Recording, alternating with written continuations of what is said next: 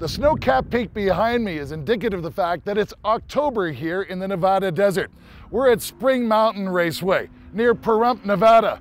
And for round number 9 of the Dodge Viper Cup, we've got kind of a special guest.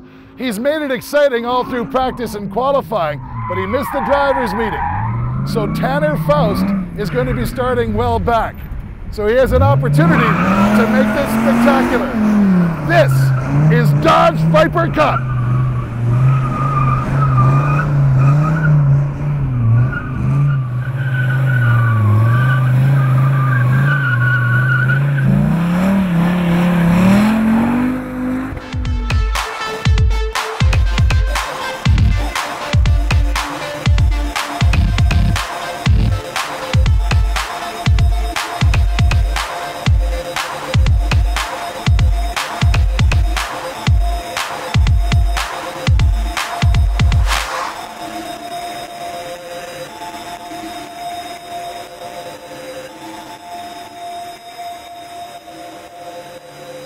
We are down to the final 2 rounds of the Dodge Viper Cup, and at a brand new venue, Spring Mountain Motorsports Ranch in Pahrump, Nevada. A beautiful venue in the shadow of the Sheep Mountains, but you get down trackside, there's some bad racing that's about to unfold. There is the starting grid. We are getting ready. Ryan Shims, an amazing job, 6th pole of the year. Keith Burgess, his 3rd front row qualifying effort. Ben Keating comes in 2nd in the points, and Jim Stout, one of his best qualifying efforts of the season. Same for Eric Delairn and Connie Bogan as they fill out row 3.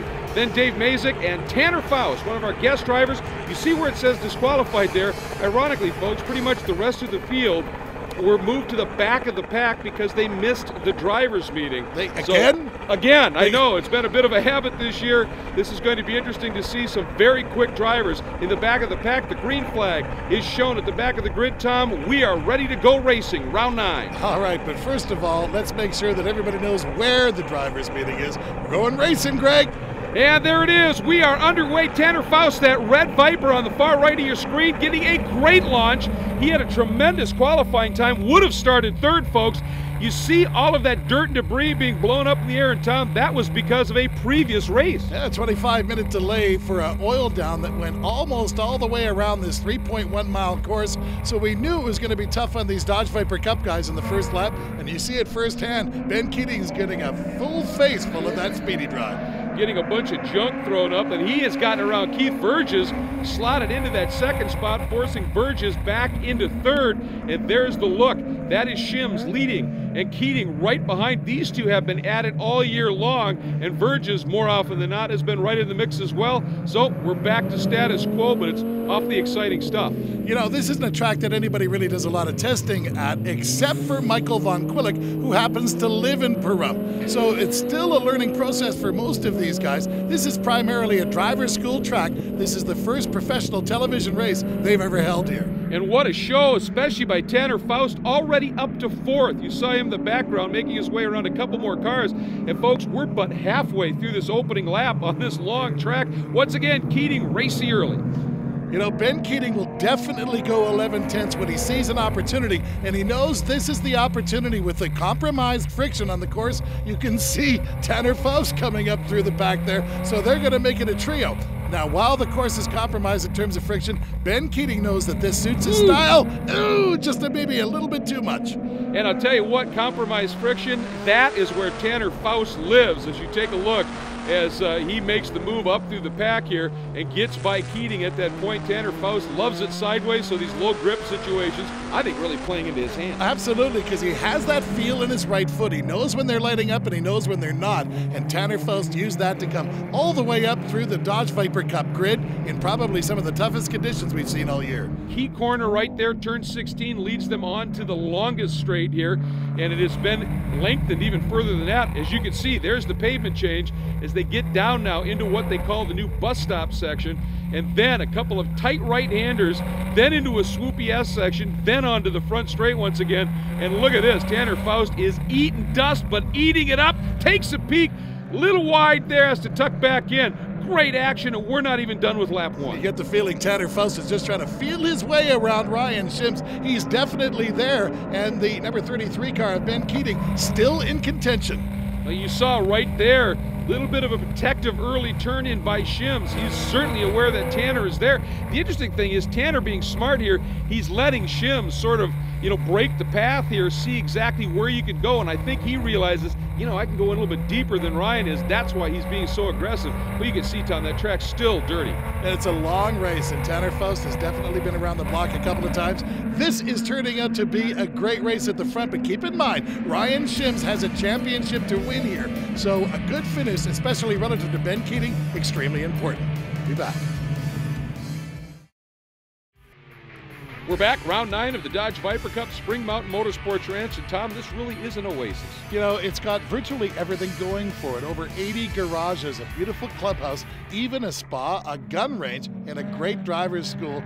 This facility, relatively unknown in the road racing communities, it is a fantastic facility, and look at the racing you get from it. Oh, and aggressive racing too. That's Jeff Courtney, that red Viper with the black hood trying to squeeze by Galern, and they touch. And Galern, a very aggressive squeeze play, and it resulted in a little bit of contact down in turn 1, but Courtney gets through. Well, that was some pretty tough racing on Galern's part. Outside the rules of Canterbury, they say. Or perhaps the rules of engagement, as I'll say. As Eric Galern, he races with a lot of passion. I'd love to watch this green 37 car race. Oh, he hustles it to be sure, but now he's got Mike Von Quillick and Carl Black as we hop on board with the 19 of Von Quillick.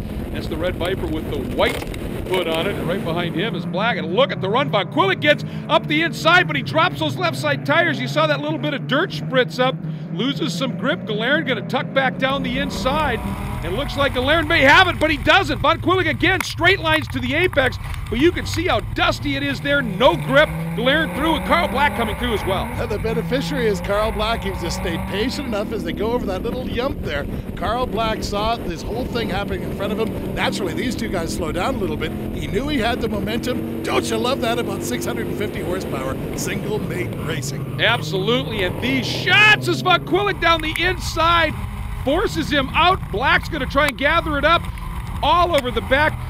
Unbelievable images that we're seeing here. And Tom, it's a very special camera program that gives us these incredible shots. A little bit earlier in the weekend, you gave us a tour. The 2010 version of the Viper Cup has been a spectacular program to put together. And there's a lot of people who never got any credit for it, but Richard, Tom, Dee, Richie, Colin, Selwyn, you guys all know who you are. Here's our 7th man. It's called the GoPro camera. These things cost about $300, and you just don't get shots like this without them. These protective cases make them durable. In fact, you can even go underwater with them. But as you can see from this protective case that Ralph Gilles had in his car a while back, they actually come in very handy. Motorsports is a dramatic affair, and you have to get close and personal with the race cars to make shots like you're seeing right now. And without them, Dodge Viper Cup simply wouldn't be the same series. So for the want of a $300 camera, which you can strap to your head, strap to your bicycle handlebars, or strap to whatever you think is appropriate, one of these little things can go a long way. Oh, sure, you've generated some interesting ideas with that last comment. Leave it alone. But the fact is these little cameras have been doing yeoman service in the Dodge Viper Cup. Von Quillick and Galern still not done. Boy, an awesome battle. You can see now Courtney's been able to get away because of these two going back and forth. And Von Quillick, obviously, with that aggressive move, able to get around Carl Black and keep him behind him now. But he is still in attack mode here on Galern, heaping the pressure on. There's a corner that almost never seems to end. Can it be more than 360 degrees? It seems to keep going, and then into this left-hand transition here, you can see the rocks starting to fly off the edges of this track as Michael Von Quillick, with a lot of local knowledge here, knows where it goes fast, and he's using all of that local knowledge now. Oh, he's down to the inside, Galern, but now he's off. I don't think Galern expected in there, maybe came across a little bit, and you can see the size. Those look like boulders to that low camera, and oh my, what a ride. But I've seen state coaches and Westerns have smoother rides than that. I take it back. I don't think that is the fast line for Mike Von Quillick. Ooh. There's some damage on that Dodge Viper Cup car. As you can see, the left front taken out there, and Is that all dust or is some of that steam? No, that's steam. There's steam mixed in. You can see the damage underneath, and oh, look at it spritzing there out of that left side of that radiator from his perspective. And I don't care how good a car it is, you put a beating on it like that, it's going to take up some damage. So there's your order at this stage. And as a result of this and all the debris on track, we're full course caution.